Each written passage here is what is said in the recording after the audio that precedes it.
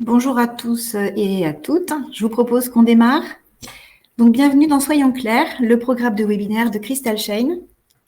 C'est souvent lui qui accroche le premier regard et il peut immédiatement susciter une émotion ou même une reconnaissance. On parle aujourd'hui de l'emballage et du packaging d'un article.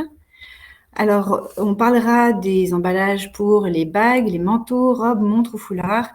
Tous connaissent plusieurs types d'emballages. Il y a ceux qui vont servir à son transport, ceux qui vont servir à sa présentation et ceux enfin qui vont permettre d'emballer l'article au moment de la vente.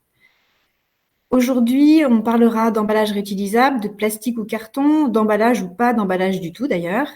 Et pour évoquer tous ces sujets et de nouveaux cas d'usage des secteurs mode et luxe, nous avons le plaisir de recevoir donc Sophie Aubert, directrice conseil de Reset, Céline Dassonville, fondatrice et CEO de l'entreprise Etiwork, Sylvain Cariou, CEO de l'entreprise Crystal Shane. Et pour animer tous ces échanges, nous avons le plaisir de recevoir Marine Lecam, chef de projet RSE de France Éclat. Je vous souhaite un bon webinaire. Bonjour à tous et à toutes, ravie de vous retrouver ce matin. Donc, comme disait Karine, je m'appelle Marine Lecam, je suis chef de projet RSE à France Éclat depuis 2 mois, donc c'est tout frais. Auparavant, j'ai passé 9 ans au sein d'un service développement durable dans une filiale de Veolia Eau. En quelques mots, France Éclat, c'est quoi? C'est un comité économique rattaché au ministère de l'Industrie qui est chargé de représenter les intérêts des filières horlogerie, bijouterie, joaillerie et art de la table en France et à l'international. Et donc, France Éclat s'est doté d'un pôle RSE pour discuter de plein de sujets et notamment de pousser du contenu, de sensibiliser nos ressortissants, de faire de la veille, etc., pour accompagner nos ressortissants sur les sujets RSE.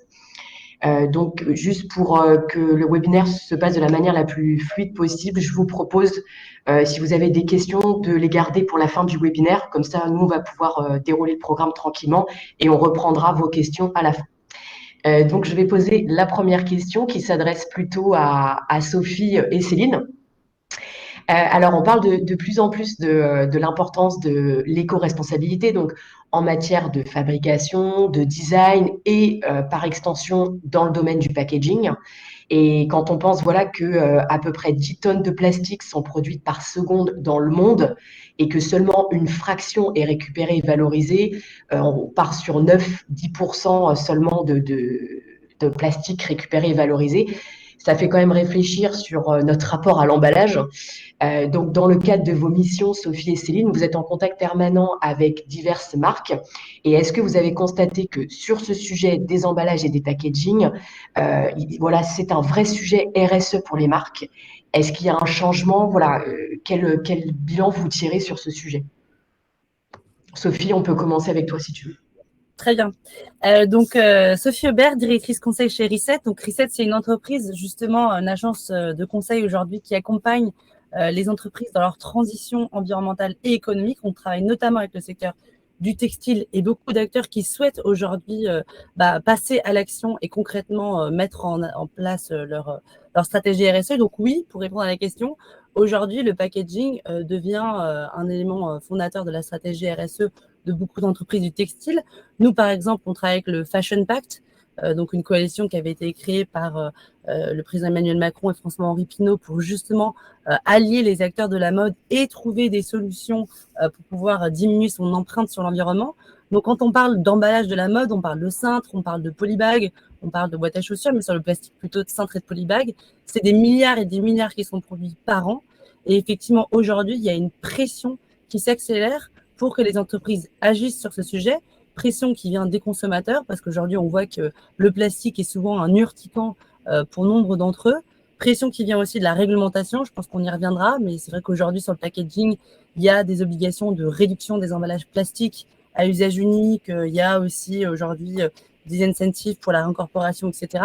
Donc, aujourd'hui, cette pression, elle vient un peu de toutes parts et l'emballage, c'est souvent le premier pas, on va dire, parce que c'est ce qui est visible, notamment auprès du consommateur, si on parle des emballages B2C.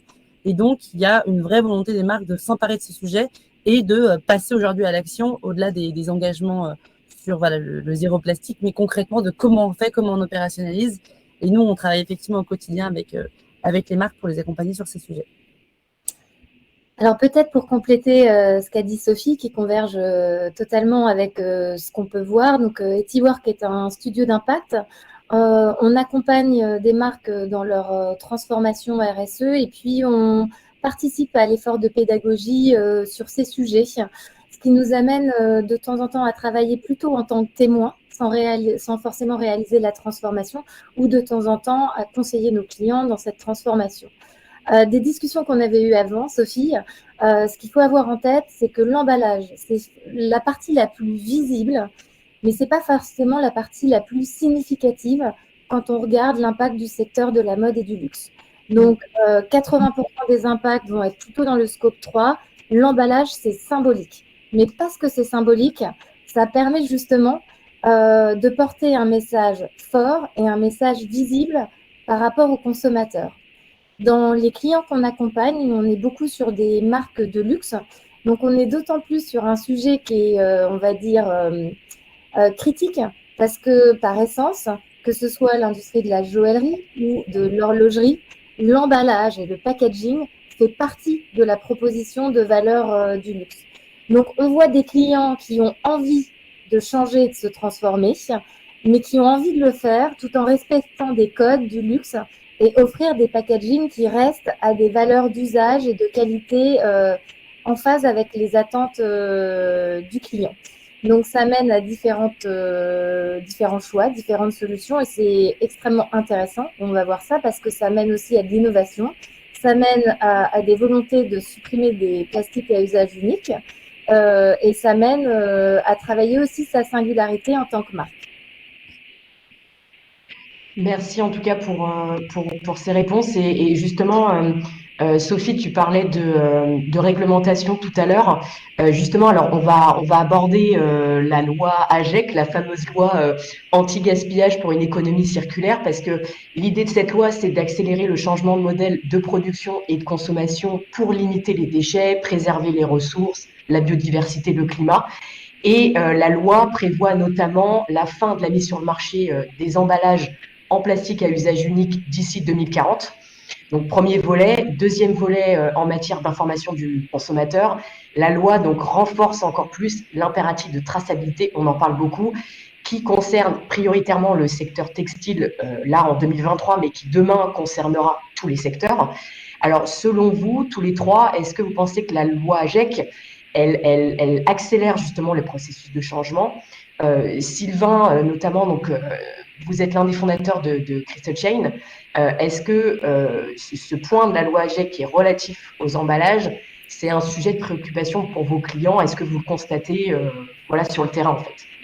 Alors, je vais présenter Crystal Chain en 2 mots. On est une société créée en 2016 et on met en place des solutions de traçabilité dans différents secteurs, l'agroalimentaire, la mode et le luxe, l'économie circulaire. Donc, il s'agit de collecter des informations sur la fabrication du produit, puis aussi on peut remonter la chaîne jusqu'à la matière première.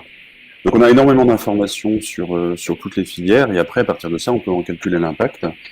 Je dis pas que c'est simple, c'est des projets qui nécessitent pas mal d'investissement en temps.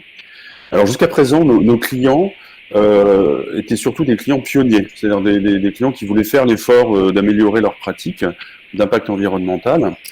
Et en fait, ce que tu disais par rapport à la loi AGEC, je pense que c'est un accélérateur, une sorte de prise de conscience. Et les marques sont un petit peu obligées de se staffer en compétences. Là, on voit que, par exemple, Marine, tu viens de chez Veolia et tu arrives chez France Éclat. Donc, il y a aussi des transferts de compétences entre des secteurs plus avancés, comme les secteurs de l'environnement, Veolia, Suez et vers d'autres. Et donc, il y a à la fois des outils qui commencent à se mettre en place, comme le nôtre, des équipes qui se mettent en place. Et nous, ce qu'on propose aux marques, c'est ça qu'elles acceptent, enfin qu'elles prennent et bien volontiers, c'est on commence par la loi AGEC et puis on fait une roadmap petit à petit, on va les accompagner sur toutes les évolutions de la réglementation, que ce soit AGEC, l'affichage environnemental, ou même des choses qui ne sont pas prévues par la réglementation, parce qu'elles commencent à comprendre que pour se distinguer, elles ont besoin de prouver qu'elles ont des bonnes pratiques. Après, je rejoins ce que disait tout à l'heure Céline sur l'emballage. Le gros de l'impact pour l'instant, c'est quand même le produit, un produit textile comme un pull en laine par exemple, ou un pull en cachemire. L'impact, il est sur la matière première. Mais comme l'emballage, c'est quelque chose de symbolique et où il y a aussi des problèmes de recyclage, elles commencent déjà à s'y intéresser. Ça va se faire. Ce que je veux dire, c'est que ça se fait de manière progressive. C'est le sujet lourd. Là, le 1er janvier 2023, il y a un top départ pour la loi AGEC et c'est vraiment à partir de là que toutes les marques vont commencer à progresser. Je suis plutôt optimiste sur le sujet. Mais peut-être pour compléter, parce qu'effectivement, cette loi AGEC, nous, on le voit au quotidien, elle est extrêmement structurante. Et sur le sujet des emballages, parce qu'elle donne une vision. 2040, c'est la fin du plastique à usage unique dans les emballages. Et je précise que c'est pour tous les emballages, B2B et B2C. Et en fait, cette vision, elle se décline très concrètement avec des objectifs dès 2025. C'est le fameux décret 3R dont on entend souvent parler. Mais ça veut dire que pour arriver à 2040 à zéro plastique à usage unique, le gouvernement a identifié qu'en 2025, ça signifie déjà 20% de réduction de ces emballages, dont la moitié par du réemploi, et 100% de ces emballages qui sont recyclables. Donc déjà, ça donne, on va dire, une projection. Donc nous, on travaille au quotidien, par exemple, avec des enseignes pour voir comment elles peuvent déjà appliquer ces 20% de réduction, par quel produit commencer, par quel emballage commencer, etc. Donc il y a vraiment cette capacité, en fait, de décliner ces objectifs un peu macro en objectifs au niveau d'une entreprise et en du coup plan d'action très concret. Et également, je le précise aussi, parce que la loi anti-gaspillage pour une économie circulaire va mettre en place d'ici 2025 une REP, donc une responsabilité élargie du producteur sur les déchets d'emballage industriels et commerciaux. Et je le dis parce que le textile aujourd'hui, dans ces déchets, donc qui ne sont pas des déchets B2C, qui ne terminent pas dans les mains du client, mais qui sont les déchets que vous utilisez dans la logistique, dans le transport, etc. Il y en a beaucoup. On sait qu'aujourd'hui, les polybags, ils terminent rarement dans les mains du client. Et demain, vous serez donc obligé de déclarer auprès d'un éco-organisme dédié ces emballages mis sur le marché. Et donc derrière, il y aura aussi, comme avec Citeo pour les emballages ménagers, tout un mécanisme de déclaration, d'éco-modulation, etc., qui va également, du coup, pousser les entreprises à devoir agir sur leurs emballages plutôt, pour le coup, B2B, ce qui est aussi un sacré morceau. Mais effectivement, il faut être positif parce qu'il y a plein de solutions qui existent aujourd'hui. Et donc, demain, ce sera voilà, des plans d'action à mettre en place. Mais il y a pas mal de leaders qui avancent déjà sur les sujets. Alors peut-être pour compléter, au-delà de diriger Etiwork, je suis aussi cofondatrice de la Fédération de la mode circulaire et ça nous permet d'être témoins en fait de ce que la loi AGEC a permis d'accélérer. La circularité, c'est un levier extrêmement puissant pour réduire et optimiser notre impact environnemental. Et donc cette loi AGEC, le fait qu'en France on ait été un des leaders dans la mise en place et qu'on soit aujourd'hui en avance sur sa mise en œuvre, ça permet de regagner, je dirais, de l'innovation, puisque pour travailler sur ces problématiques, il va falloir innover, trouver des nouvelles solutions. Le sujet n'est pas que s'émanciper du plastique vierge et le remplacer par du plastique recyclé. Le sujet, c'est vraiment d'avoir un impact systémique pour que cette thématique de l'emballage, elle pèse moins en termes de poids sur la planète à l'heure actuelle et créer des nouveaux circuits pour qu'on puisse collecter, recycler et créer peut-être des nouvelles associations sur comment ce déchet peut devenir la matière première d'autres secteurs. Donc, ce qu'on voit à l'heure actuelle, c'est extrêmement positif. C'est une accélération de la mise en œuvre des bénéfices de l'économie circulaire. On le voit sur l'emballage et bien d'autres secteurs. Et l'emballage est un terrain de jeu extrêmement intéressant pour progresser. Et puis, on va voir ça, les solutions ne sont pas toujours binaires. Ce n'est pas parce qu'on s'émancipe du plastique qu'on a tout gagné. Le sujet est vraiment très complexe. Et puis, je pense que pour le consommateur, il faut qu'il ait en tête que l'emballage qu'il voit, c'est peut-être un iceberg et que tout le reste, en fait, existe dans les chaînes de sous-traitance et que l'effort doit se faire dans le packaging consommateur, mais aussi dans le packaging B2B. Donc, en conclusion, la réglementation vient booster l'innovation dans le domaine du packaging et de l'emballage. Alors, Céline, tu parlais tout à l'heure du fait que l'emballage et le packaging, si c'est pas forcément significatif en termes d'impact, c'est quand même symbolique dans les secteurs joaillerie, horlogerie, donc du luxe. Et toi qui travailles beaucoup avec des entreprises de ce secteur, donc voilà, tout ce qui est emballage, publicité sur les lieux de vente, c'est essentiel. D'ailleurs, le packaging du luxe se porte plutôt bien puisque c'est un marché qui est évalué à environ 16 milliards de dollars et qui devrait atteindre les 22 milliards d'ici 2026. Est-ce que tous les trois, vous constatez des changements de pratique et nous donner peut-être des exemples concrets de comment les marques se saisissent du sujet et comment elles évoluent en fait sur la question. Céline, si tu veux. Alors, je vais donner différents exemples, plutôt dans l'horlogerie et la joaillerie, puisque c'est une tradition de packaging très très forte. Et en travaillant sur ce sujet, les marques se sont rendues compte aussi qu'il y avait des sujets d'usage. C'est-à-dire, traditionnellement, la montre ou la bague était emballée dans un très gros packaging et beaucoup des achats en période d'avant Covid étaient faits à l'étranger. Donc, il y avait le problème aussi de pouvoir rapatrier ces emballages dans les bagages souvent transportés en avion. Et donc, ça donnait lieu bien souvent à un abandon des packaging dans une clientèle, on parle plutôt très haut de gamme, dans les hôtels de luxe, parce qu'en fait, le volume du packaging ne rentrait pas dans le volume de la valise. Et donc, à la fois, il y a eu des réflexions qui ont amené différentes marques à ne pas trouver les mêmes solutions, et c'est ça que je trouve extrêmement intéressant. Donc, peut-être pour citer deux marques de montres, Breitling a eu une initiative sur laquelle ils ont décidé en fait de créer un packaging qui est pliable et démontable, qui est un petit peu comme une origami, donc qui se remonte et qui se démonte. Et qui est à partir de plastique recyclé. En termes de chiffres, en fait, les travaux qu'ils ont effectués sur leur packaging, ça les a amenés à des réductions significatives en termes d'impact. Donc, pour vous donner certains chiffres, donc, par exemple, les travaux qu'ils ont faits, ça leur a permis, par exemple, de réduire de 30% les émissions de CO2 liées au packaging. Et ils se sont 100% émancipés des plastiques vierges.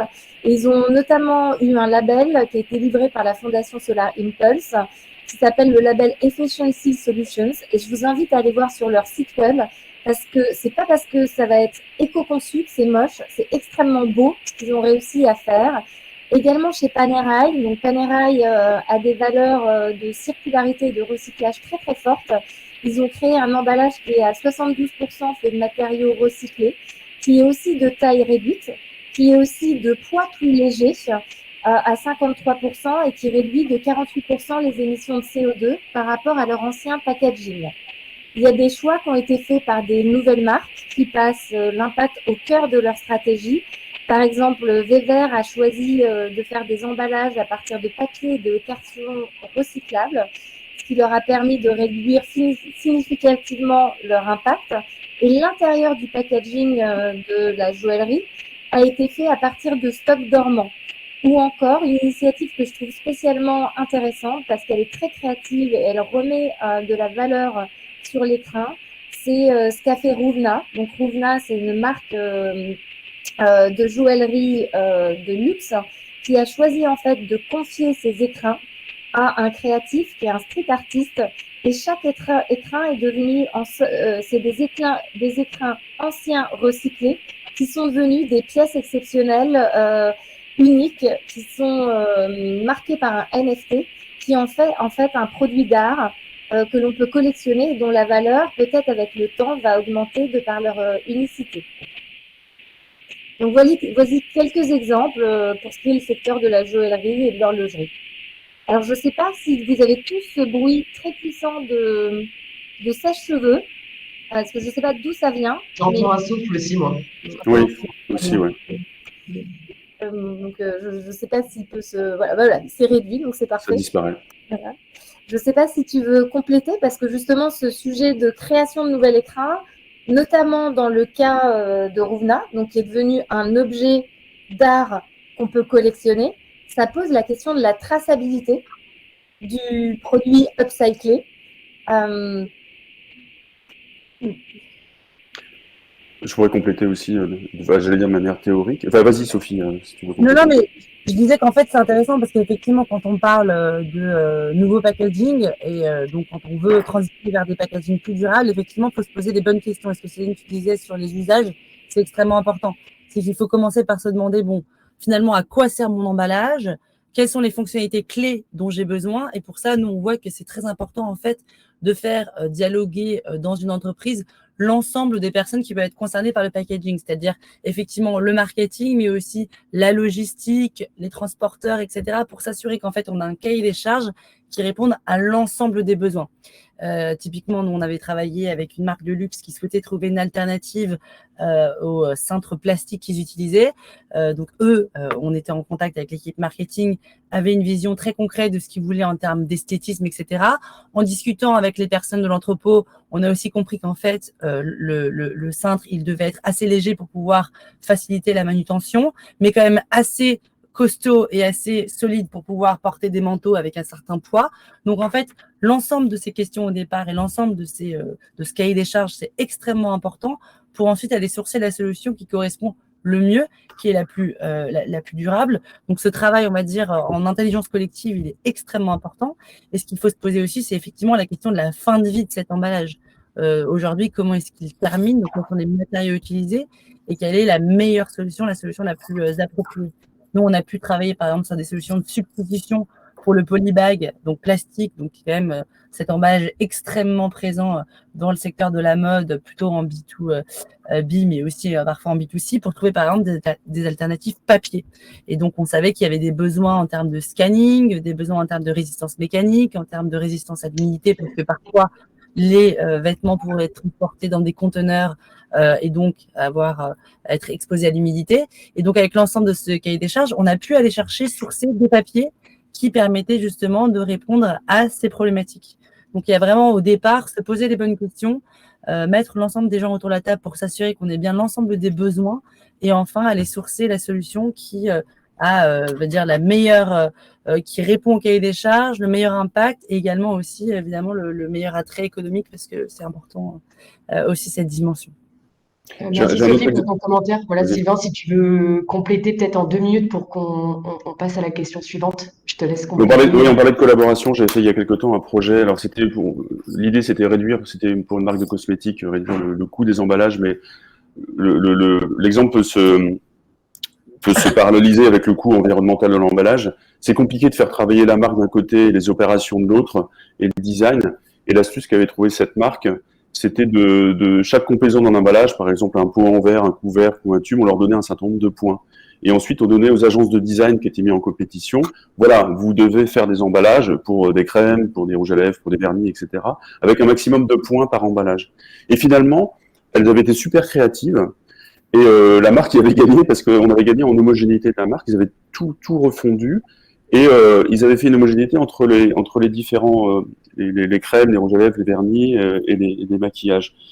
Donc ce système-là de points permet à une agence de design, sans la bombarder d'informations sur l'impact environnemental ou le coût, lui donner une certaine contrainte, mais qui a exacerbé leur créativité. C'est vraiment un exemple à reprendre pour l'impact environnemental ou d'autres choses. Céline, on t'entend plus. Ah oui. Pardon, juste, je rebondis sur ce qu'a dit Sophie parce que c'est très important. C'est que la mise en œuvre d'une réflexion circulaire, elle impose des nouvelles méthodes de travail. Donc, les briefs, ils peuvent plus être linéaires. En fait, quand on conçoit un produit, il faut que l'ensemble de ces impacts soient présents aussi dans la pièce pour qu'on pense à tout, son transport, sa fabrication, son poids. Et ça, c'est vraiment quelque chose qui doit devenir peut-être un nouveau réflexe dans les organisations, c'est de ne plus penser en linéaire les briefs qu'on fait sur ces thématiques. Merci pour vos apports sur cette question. Alors là, je vais passer à une question un peu plus courte, un peu plus économique. En moyenne, pour voilà, ceux qui nous écoutent, qui nous regardent, quelle est la part du coût des emballages et packaging dans le prix de revient total d'un article, pour parler de manière concrète Est-ce que vous avez une idée Est-ce que c'est voilà, c'est en pourcentage Est-ce que c'est énorme? Est-ce que c'est peanuts Sur le coût total, c'est ça? Oui. Alors, ça dépend. Vas-y, Céline. Je pense que ça dépend beaucoup des secteurs. Ça dépend si on est dans le B2B, dans le B2C. Là encore, dans le luxe, c'est assez c'est un élément clé de la mise en scène et de l'expérience client. Donc, on va avoir des coûts assez significatifs qui ne sont pas forcément facturés au client, mais si on veut racheter, par exemple, un packaging, le packaging intelligent, je crois, de Breitling ou Panerai, c'est à peu près 250 € le prix de la boîte, si on veut la racheter, si on la perd et si on veut la conserver. Après, c'est des objets qui ne sont pas forcément jetés. C'est-à-dire qu'on va les garder pour accompagner la durée de vie d'un produit qui a une durée de vie très, très longue. Donc, le coût, ça dépend vraiment du secteur. Ça dépend d'où on est au moment de la chaîne. Et puis, ce qu'il faut se dire, c'est qu'on va avoir maintenant un coût à ne pas agir. La question, elle est surtout sur le coût environnemental, plutôt, ou sur le coût économique. Plutôt le coût économique. D'accord. En fait, je reprends l'exemple des cosmétiques. Là, les proportions peuvent être. Le packaging peut coûter plus cher que le contenu, en fait. Sur les pots en verre avec le couvercle bien travaillé en plastique, là, l'emballage coûte plus cher que la crème qui est à l'intérieur. Pour les rouges à lèvres, c'est pareil. C'est avec toute la mécanique du rouge à lèvres, etc. Ça coûte beaucoup plus cher. Tout ce qui est en tube, c'est la proportion est dans l'autre sens. Voilà, donc ce qui fait qu'il y a un vrai gain à travailler sur ce. Alors quand je parle de coût économique, quand il y a un coût économique élevé, en général, il y a aussi un coût environnemental élevé. Hein. Quand tu as des pots en verre de 300 grammes, le coût du verre est assez élevé en termes environnementaux. Donc ça peut être du 50-50, enfin le coût du packaging peut coûter la moitié ou plus du coût total. Hein. Et dans le parfum, c'est la même chose, ouais, effectivement. Ouais. C'est vrai que le coût, effectivement, peut varier grandement d'un secteur à un autre, et puis d'un positionnement de marque à une autre, en fonction de ce qu'on est plutôt maintenant plutôt très luxe. Mais ce qui est intéressant aussi, parce que nous, souvent, on voit dans les solutions qu'on propose, parce qu'on va se mentir, parfois, un emballage plus durable peut effectivement être un peu plus cher. Et donc, on est confronté parfois à des politiques achats ou à des acheteurs qui disent oui, mais nous, on est aujourd'hui un petit peu pieds et poings liés parce que justement, aujourd'hui, cet emballage plastique il coûte moins cher. Mais je pense que là, c'est pareil, il faut vraiment qu'il y ait une révolution un peu des mentalités parce qu'un emballage plastique aujourd'hui coûte peut-être pas cher, mais parce qu'on n'a pas intégré l'ensemble des coûts et l'ensemble des impacts de cet emballage sur l'environnement. Demain, on sait que la réglementation, elle évolue dans ce sens. Les écomodulations vont également évoluer dans ce sens. Donc, en fait, c'est pas un coût. C'est un coût qui aura tendance plutôt à évoluer, à augmenter. Donc, il faut pouvoir justement voir l'ensemble des coûts cachés ou l'ensemble des coûts à venir sur cette typologie d'emballage pour pouvoir se dire, bon, maintenant, c'est le temps de faire le switch vers quelque chose de plus durable qui peut-être au prix me coûtera un peu plus cher, mais au final, si je regarde en termes de réputation, en termes d'alignement et de conformité avec la loi, en termes de risque réputationnel, etc., sera en fait un investissement. Et je pense que ça, c'est extrêmement important parce que c'est vrai que quand on parle de solutions durables, souvent, après, quand on trouve une solution qui peut être un peu plus chère, on va se heurter finalement aussi à des considérations qui sont bien évidemment normales, économiques. Je ne parle pas forcément de prix d'achat où on est à 20 fois plus cher. Là, c'est effectivement problématique. Mais quand on est parfois un petit peu plus cher, il faut quand même justement aussi bien former les équipes et bien avoir ce discours auprès. Et c'est pour ça qu'en fait aussi, finalement, l'ambition de l'entreprise et qui porte cette ambition est extrêmement important parce que sinon, en fait, souvent, on peut se confronter finalement à des politiques achats qui sont un peu rodées et sur lesquelles on a du mal à pouvoir faire évoluer les mentalités. Donc, c'est important de montrer aussi en quoi ça contribue finalement à l'ambition, à l'image de marque de l'entreprise. J'ai un exemple d'un de mes clients là qui faisait une matière première éthique qui était 10% plus cher. En fait, il se confrontait à chaque fois aux acheteurs. L'acheteur, il a ses objectifs en fait. Et s'il achète 10% plus cher, il n'a pas sa prime ou à la limite, il se fait virer. Et donc, systématiquement, il était obligé de remonter d'un niveau, aller à la direction RSE, à la direction générale, qui, elle, allait dire à l'acheteur, écoute, pour ce truc-là, tu as le droit à 10% de budget en plus. Donc, il y a un changement complet des objectifs, de l'organisation. Tout le monde doit comprendre les enjeux. Mais ça se fait, enfin voilà, ça va se faire un peu doucement, mais ça se fait de toute façon. Il y a une grosse tendance de fond. Justement, donc depuis le début de ce webinaire, on voit bien que le sujet des emballages et packaging est loin d'être anecdotique. Et on sent presque que ça touche à l'ADN des marques, je pense, ce sujet-là. Et alors, justement, comment elles arrivent à... C'est pas évident de changer ses habitudes. Et est-ce qu'il y a des façons de faire qui sont meilleures que d'autres, selon vous, pour se lancer sur ce sujet qui touche, qui devient un problème marketing majeur? Je pense qu'au départ, c'est se poser les bonnes questions, encore une fois. C'est aujourd'hui, qu'est-ce que j'utilise comme emballage? Quels sont mes objectifs? Parce qu'on parlait d'impact. Et c'est vrai que Aujourd'hui, on parle beaucoup de carbone et on l'a dit tout à l'heure, quand on regarde l'empreinte carbone, c'est sûr que les emballages, je crois que c'est moins de 5% des émissions de carbone du secteur du textile. Donc là, on est plutôt sur une problématique de pollution de plastique, donc de fin de vie, donc trouver des matériaux qui à la fin ne se retrouvent pas dans la nature ou qui n'ont pas un problème au niveau du recyclage. Donc c'est vraiment de se poser aujourd'hui les bonnes questions de qu'est-ce que j'utilise comme emballage, quels sont mes objectifs, quelles sont les solutions qui peuvent être mis en place. Donc, quand on regarde, par exemple, la réglementation, aujourd'hui, ça va être de la réduction. Alors, ça peut être par de la suppression pure. Ça peut être de la réduction par diminuer, par exemple, le grammage de mes emballages. Comme le disait Céline et comme l'exemple qu'elle a donné, repenser le packaging pour qu'il soit moins lourd. Ça peut être aussi par alternative, donc passer du plastique à du papier, du carton, de la cellulose moulée. Il y a le recyclage, donc en fait faire en sorte que mes emballages aussi, on réfléchisse dès la production à la fin de vie et comment ils vont être revalorisés.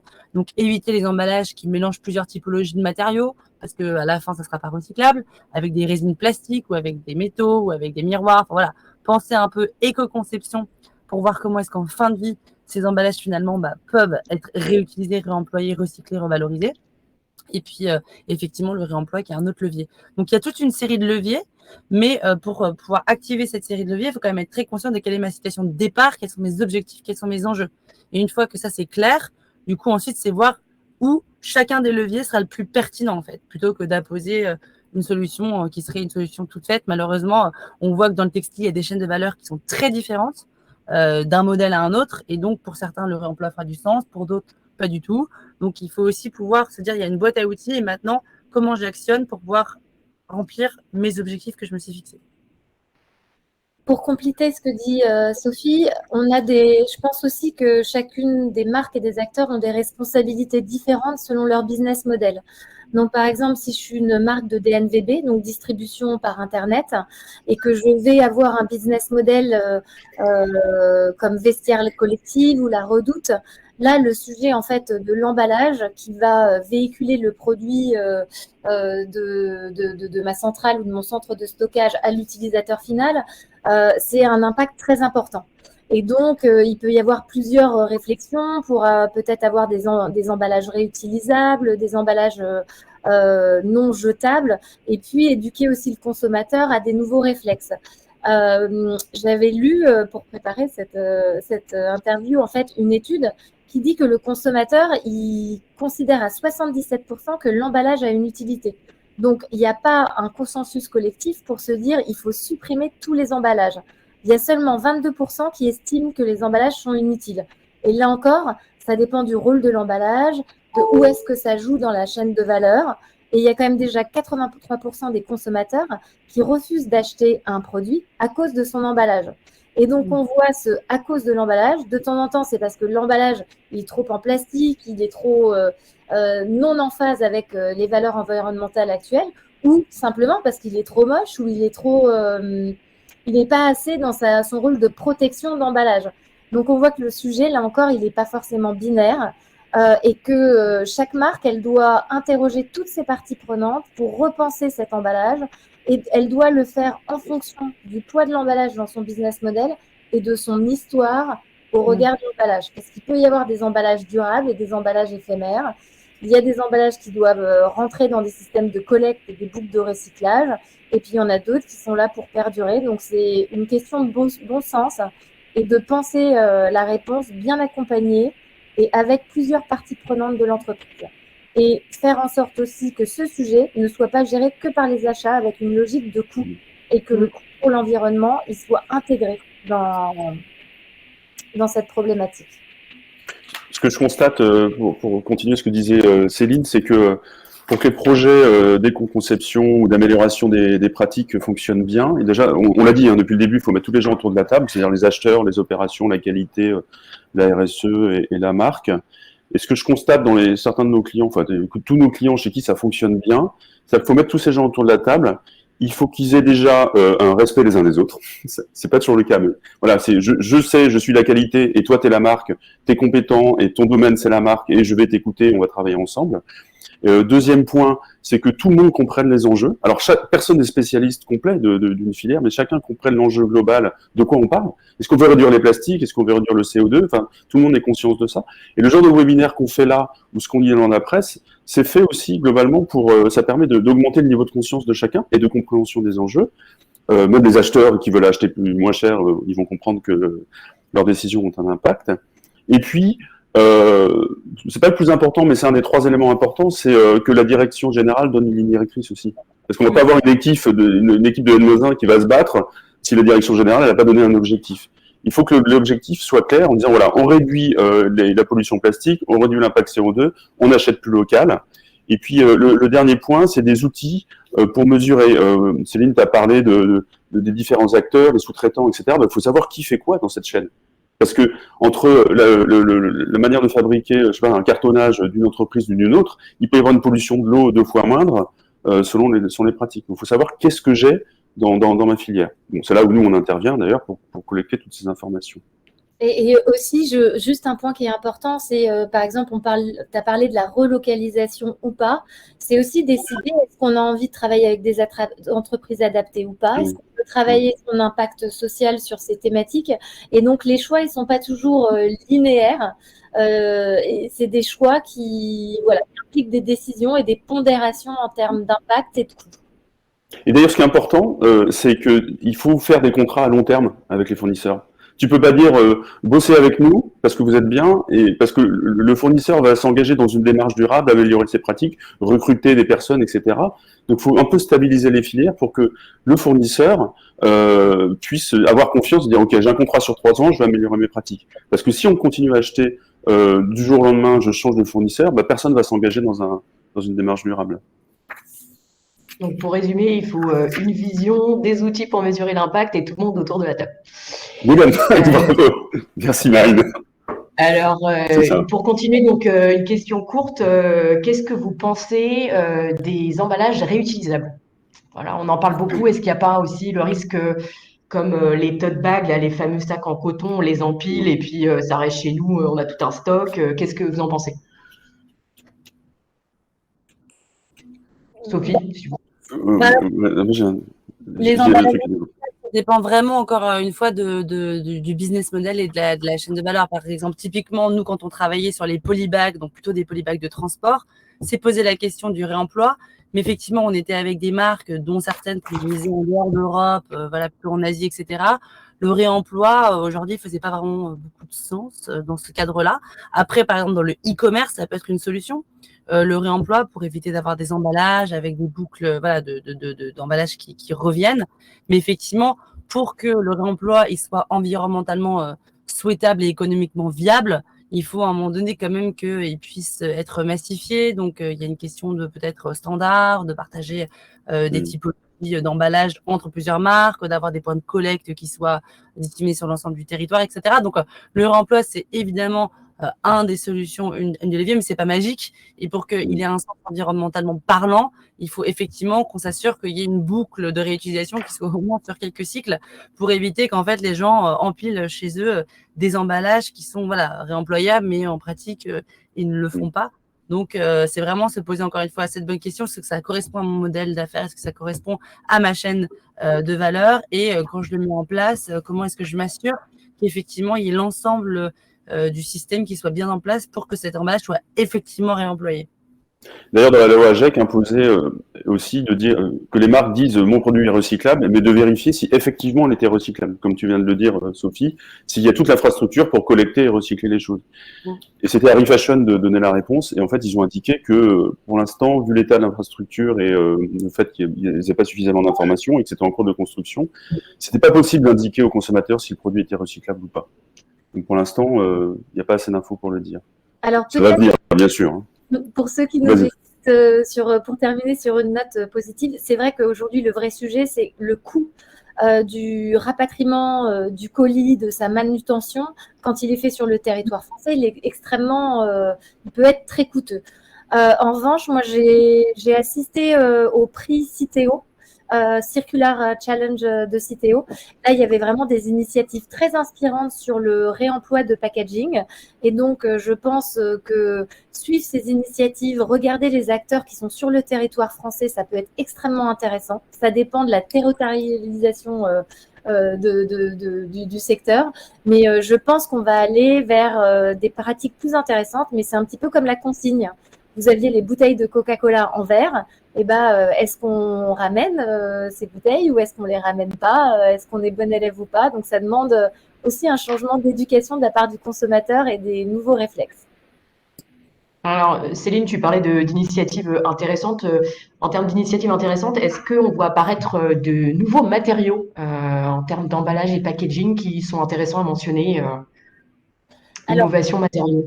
il y a énormément d'innovations très intéressantes. Ce qui est compliqué avec l'innovation, c'est à quel moment elle est dans sa phase de maturité et à quel moment elle répond au cahier des charges des directions achats sur des critères de résistance, de durabilité, puisque quand on transporte, on a quand même besoin aussi de protéger la matière.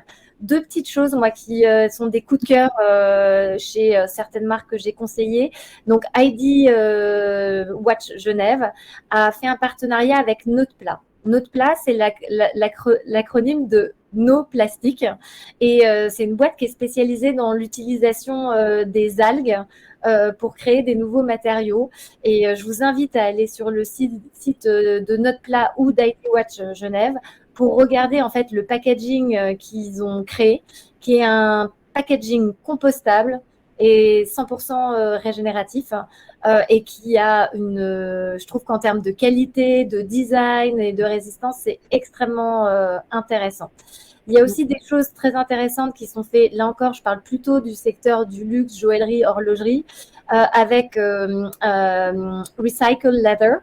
Donc, en fait, c'est des packaging de boîtes avec un aspect cuir, mais c'est un cuir qui est fait à partir des chutes des gants de la croupe de cuir et qui donc permet d'avoir un rendu cuir avec un impact moindre. Ça, c'est juste deux petites initiatives. Il y en a plein. C'est comme tout. Il faut regarder, analyser, prendre les ACV, regarder le transport pour vraiment savoir quels impacts et quelles empreintes ça va permettre d'optimiser. Oui, sur le cuir, la fabrication du cuir, il y a peut-être à peu près la moitié de la surface qui part lors de la découpe. Hein. Donc effectivement, si c'est réutilisé, ça peut être très intéressant. Le coût est nul, parce que de toute façon, c'était béné à la fin. Donc, Mais il faut faire attention aux réductions, c'est-à-dire que par exemple certains cuirs véganes, et encore c'est une appellation qui peut prêter à controverse, parce qu'on dit pas quand c'est vegan, c'est pas censé être cuir.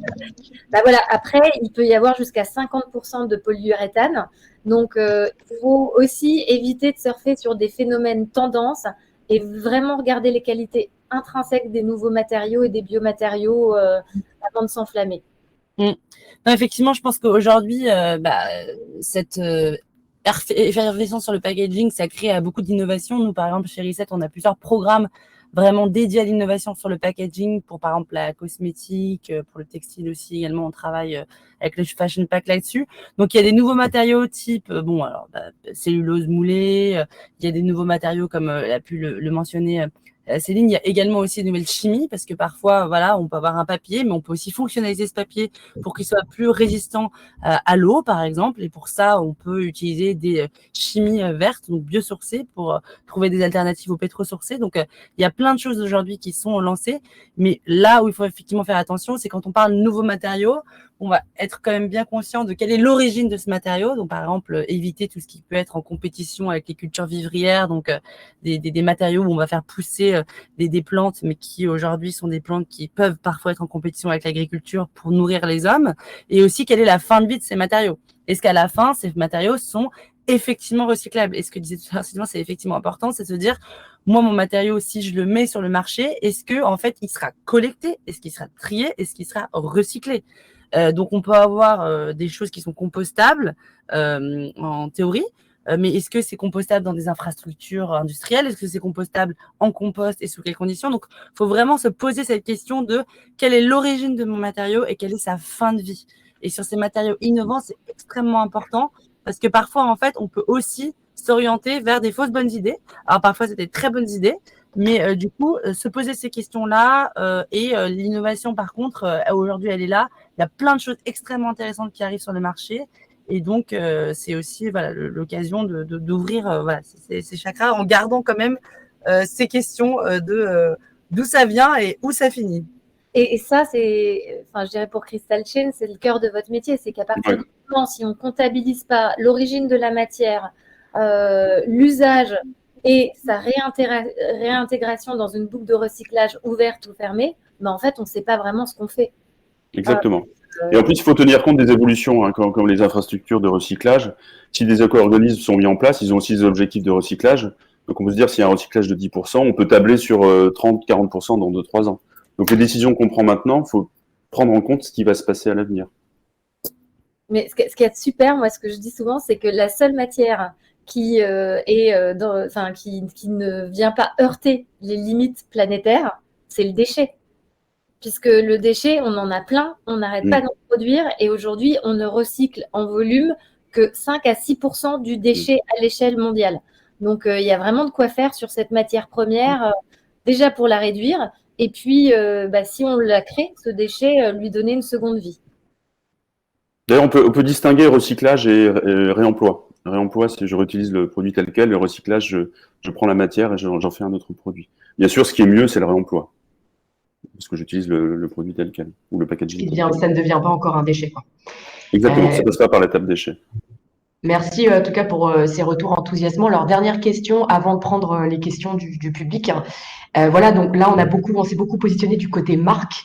Là, pour revenir aux clients, aux consommateurs, est-ce que vous sentez, on en a un peu parlé, mais est-ce que vous sentez que voilà, ils sont sensibles à cette question de la réduction des déchets des emballages ou des emballages en soi? Et est-ce que vous pensez qu'il y a des secteurs, peut-être, où on pourrait même carrément se passer des emballages, ce qui serait peut-être aussi intéressant à explorer? Mais Céline, tu avais des sondages tout à l'heure que tu as cités sur les emballages, déjà? On t'entend pas? Céline, on t'entend plus. Le micro est coupé. Excusez-moi, parce que finalement, j'ai l'impression que le sèche-cheveux vient de mon ordinateur, mais je vous assure, je n'ai pas de sèche-cheveux chez moi, je ne sais pas pourquoi. Donc, du coup, non, donc il y avait une étude qui disait 77% des Français considèrent que l'emballage a une utilité pour les produits de grande consommation. Donc là, ça dépend aussi de quel secteur. Là, on a pris une vision qui était très orientée mode et luxe. Quand on est sur la grande consommation, on est aussi sur d'autres problématiques. On a des chaînes qui se développent comme Anti-Gaspi, on commence à avoir des nouveaux réflexes avec des gens qui viennent avec leurs propres bocaux.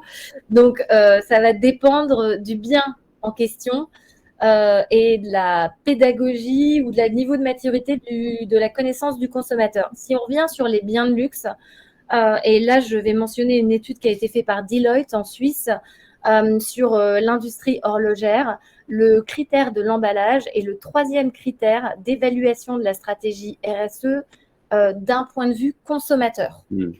C'est-à-dire, comme c'est la vision externalisée, il y a une attente que ce packaging soit éco-conçu. Le gros sujet, c'est que l'éco-conception, comme c'est on va dire une discipline en devenir, elle est aujourd'hui pas facilement lisible par le consommateur. Et ça, c'est un sujet sur lequel on porte un plaidoyer au sein de la Fédération de la mode circulaire. C'est qu'aujourd'hui, il y a des marques qui vont se dire circulaires, mais elles n'expliquent pas en fait pourquoi elles sont circulaires, dans quelle mesure, et le critère de la circularité ou du recyclage du produit n'est encore pas bien défini. Donc, il y a pas mal de travaux qui sont faits à l'heure actuelle avec l'AFNOR, avec les acronymes, je ne vais pas faire parce que je suis dyslexique, mais si vous avez des questions, je vous donnerai les rapports après, ou ne serait-ce que par la fondation Ellen MacArthur, parce qu'aujourd'hui, il y a beaucoup d'amalgames entre la circularité post-consumer et la circularité pré-consumer. Et donc, aujourd'hui, il y a du recyclage, il y a des marques qui se disent circulaires parce qu'elles prennent un matériau dormant, et il y a des marques qui se disent circulaires parce qu'elles processent une matière qui a eu une première vie pour lui redonner une seconde vie.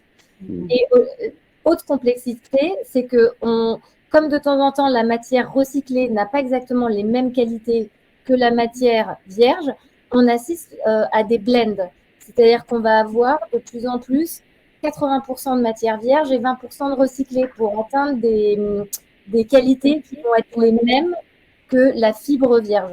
Donc, c'est un sujet qui est compliqué, sur lequel il y a très peu de labels et sur lequel, aujourd'hui, chacun peut raconter un petit peu ce qu'il veut, mais le consommateur a beaucoup de mal à se repérer. Là, du coup, Céline, on parle de la fibre. On parle des fibres parce que tu peux avoir un emballage textile, tu peux avoir un emballage papier, tu peux avoir un emballage bois, tu peux avoir un emballage plastique. Et en fait, tout ça, ça s'améliore, mais c'est difficilement lisible par le client. Et la plupart du temps, les marques qui mettent des nouveaux packaging sur le marché, elles vont parler de réduction par rapport au packaging initial. Mais il n'y a pas de référence en termes de valeur absolue. C'est un peu technique ce que je dis, mais bon, ça veut dire qu'on a plein de choses à faire sur le réglementaire, on a plein de choses à faire pour aider le consommateur et qu'on est au début d'innovation, de transformation qui vont se structurer au fur et à mesure et qu'on est dans les premiers pas, je dirais, de la mise en œuvre des résultantes de la loi AGEC et d'une responsabilité plus grande de la part des marques. Alors Céline, je vais rebondir sur ce que tu dis parce que voilà, le temps file et c'est pour qu'on puisse prendre une ou deux questions, mais c'est en lien avec ce que tu viens de dire puisque on a une première question d'Hugo qui nous dit: Bonjour, pouvez-vous nous dire s'il vous plaît comment les marques communiquent sur ces nouvelles pratiques? Donc tu parlais Céline de lisibilité pour les marques. Justement, c'est un vrai sujet. Voilà, on fait des choses et derrière il faut communiquer pour que le consommateur soit au courant. Donc comment ces marques peuvent communiquer? Allez, je peux faire une réponse rapide. Nous, on travaille pour certaines marques de luxe. En général, elles communiquent pas. Parce que c'est ce que j'ai constaté. Après, les exemples que j'ai, je peux pas les généraliser non plus et vous me contredirez bien volontiers. C'est que la marque, elle a une image de marque, une aura, une manière de communiquer, tout un univers, tout un imaginaire. Et là, on parle d'économie circulaire, d'impact environnemental. Ça rentre pas toujours dans le discours de marque, d'une part. Donc pour les gens qui gèrent la marque, qui communiquent dessus, ce discours-là, c'est difficile de communiquer dessus. Deux, il y a un côté un peu mystérieux aussi. On fait confiance à la marque, et puis si on commence à détailler ce qui se passe à l'intérieur, on va dévoiler un peu ce qu'il y a sous le capot. Et trois, les démarches éthiques sur l'emballage, sur les produits, elles concernent pas la totalité de la gamme de produits. Donc, ça serait délicat de communiquer en disant, bah voilà, sur telle gamme de produits, je suis éthique ou tel emballage, mais pas sur le reste. Donc, certaines marques attendent d'être propres partout avant de communiquer quoi que ce soit. Ça, c'est ce que j'ai constaté, mais bien sûr, contredisez-moi. Sophie. Je trouve qu'on arrive quand même à une ère de maturité et que les marques commencent à communiquer à partir du moment où elles mesurent.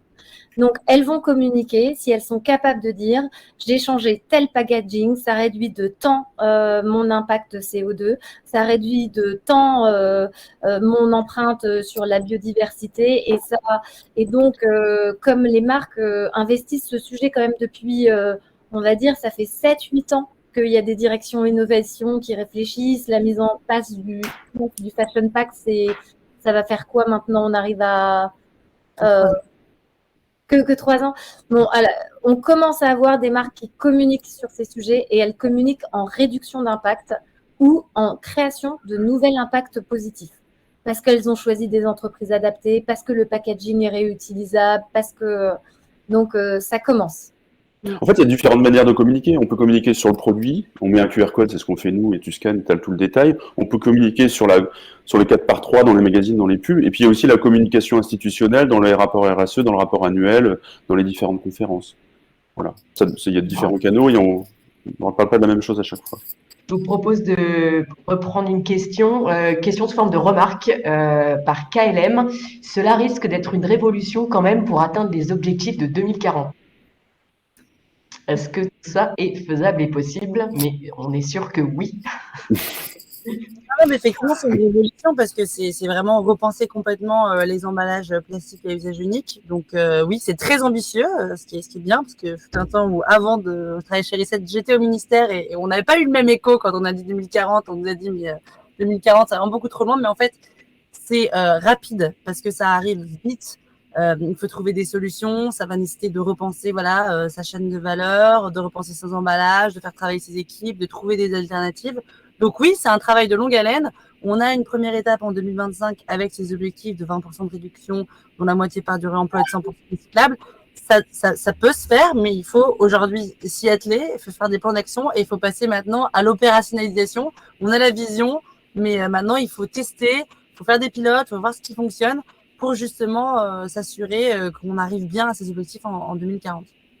Et si on n'a pas d'objectif, si on ne mesure pas, on n'enclenche pas la transformation. Et la prise de conscience, notamment sur le packaging B2B, elle est très très faible. Et il faut des lois pour structurer cette transformation à un moment donné.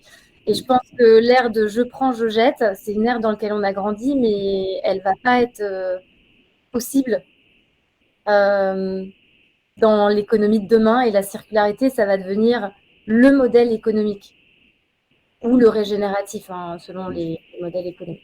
Donc c'est seulement le début d'une application sur un seul l'emballage, mais à terme, c'est une transformation qu'on devra mener intégralement sur tous les produits utilisés. Donc, Non, vas-y, Céline. Non, vas-y, termine, excuse-moi. Non, mais je disais, il vaut mieux s'y atteler dès maintenant sur le packaging, qui est un peu un POC aussi qu'on peut mener sur ces produits, parce que ça va devenir le quotidien des entreprises sur le long terme. Et que c'est loin d'être que contraignant, c'est plein d'opportunités, de créativité, de création de valeur. Et il y a plein de fierté aussi à trouver dans mener cette transformation. Je voyais une question. Est-ce que 2040, c'est aussi pour l'industrie pharmaceutique sur cet objectif? La réponse est oui, c'est sur tous les emballages plastiques à usage unique mis sur le marché. Complètement confondu. Et je vous propose une dernière question pour terminer ce webinaire de Quentin. Aujourd'hui, quelles sont les alternatives aux polybags plastiques? Tu en as parlé beaucoup, Sophie notamment. Les alternatives au polybag, déjà, il y a la question de est-ce que je peux pas en réduire l'usage pour certains. Donc, il y a du suremballage aujourd'hui encore dans pas mal d'entreprises par rapport ou dans pas mal de canaux de logistique et de transport. Il y a la question, par exemple, de remplacer les polybags individuels éventuellement par des master polybags. Donc, il y a quand même ces solutions aujourd'hui pour déjà supprimer la quantité. Ensuite, les alternatives aux polybags plastiques, ça peut être justement des polybags papier. Donc, ça dépend de quel est votre process de screening, quel est votre process de scanning. Est-ce que, on a des aujourd'hui papiers très translucides, pas forcément aussi transparents, mais qui peuvent quand même répondre, nous on le voit, à beaucoup de besoins. Donc, il peut y avoir ces alternatives papier. Il peut y avoir effectivement des alternatives tissus. Mais alors là, pour le coup, c'est aussi voir est-ce qu'on ne peut pas réemployer, par exemple, dans des chaînes B2B, ces polybags-là. Donc, encore une fois, ça dépend vraiment de la chaîne de valeur. Et puis, il y a le côté aussi s'assurer qu'à la fin, mon polybag, s'il est en plastique, quand même, sera bien recyclé. Donc, que c'est avec un matériau qui a une infrastructure de collecte, de recyclage, mettre en place des boucles de collecte aussi fermées. Il y a des initiatives qui sont lancées. Je sais que Paris Good Fashion travaille, par exemple, là-dessus sur des modalités de collecte des polybags entre plusieurs marques de centre-ville pour s'assurer qu'on a un flux propre et un flux en capacité d'être recyclé derrière. Donc, il y a toute une série de solutions qui existent sur les polybags. Encore une fois, ça dépend de quel est aujourd'hui, votre point de départ ou vos objectifs. Mais il y a plein de leviers à actionner et il y a beaucoup de solutions qui existent aujourd'hui sur le marché.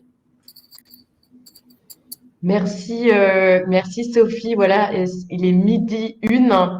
Donc, je vous propose de clôturer ce webinaire. Donc, merci Sophie, merci Sylvain, merci Céline, merci Karine pour avoir nourri de vos remarques et expertises ce webinaire. C'était donc Soyons clairs, bilan carbone quoi de neuf du côté des emballages et des packaging. Nous espérons que ce webinaire vous a plu. Il sera disponible en replay, donc un lien vous a été envoyé. Vous pouvez aussi retrouver les informations sur la page LinkedIn, sur YouTube. Voilà, donc en espérant que ça vous a plu. Donc merci à tous et à toutes. Merci Marine. Merci beaucoup. Merci beaucoup.